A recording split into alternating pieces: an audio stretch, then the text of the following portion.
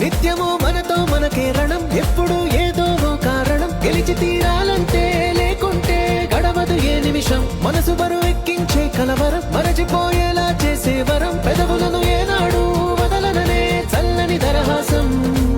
కొమ్మల్లో విరిసిన నవ్వై, కొండల్లో కురిసిన నవ్వై,